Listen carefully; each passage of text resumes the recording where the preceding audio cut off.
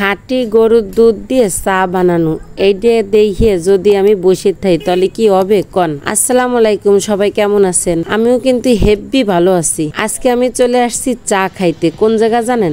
এটা হচ্ছে দুর্গাপুর হঠাৎপাড়া গ্রামে ছোট্ট একটা মোল্লা মার্কেট হয়েছে কাউজের দোকান। এইখানে ওদের অরিজিনাল মানে ওদের নিজের পালের গরুর দুধ হয়, সেই গাভীর দুধ দিয়ে ওরা চা বানায়। চা স্পেশাল চা হচ্ছে 30 টাকা, সাধারণ চা আপনি যেটা সবসময় খান সেটা হচ্ছে 10 টাকা। এইভাবে আর কি চা বিক্রি করে।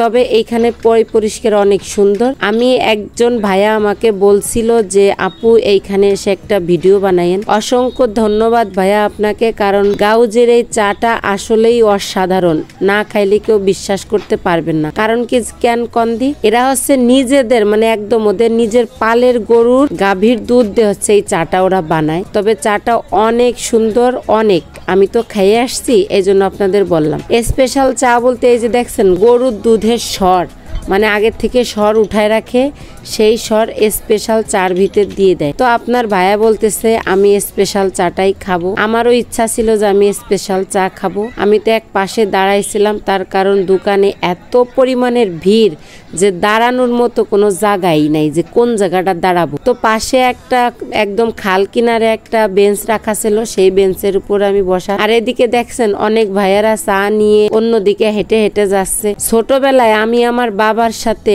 অনেক মানে আমার বাবা যখন ফজরের নামাজ পড়তে যাইতো, নামাজ পড়ে এসেই আমার হাতটা ধরে দোকানে নিয়ে যেত। এই দুধ চা আর হচ্ছে এই রুটি, পা রুটি খাতাম।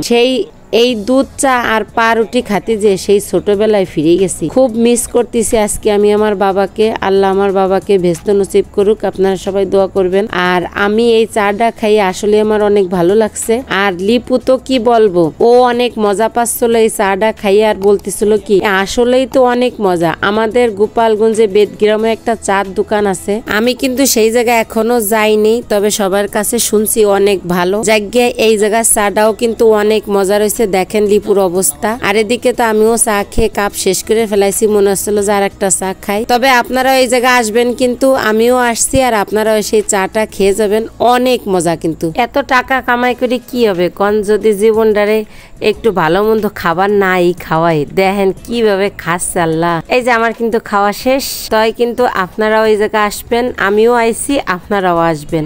তো আজ এই পর্যন্তই, দেখা হবে পরবর্তী ভিডিওতে। আর এরকম নতুন নতুন ভিডিও পেতে অবশ্যই ফলো দিবেন। আল্লাহ হাফেজ।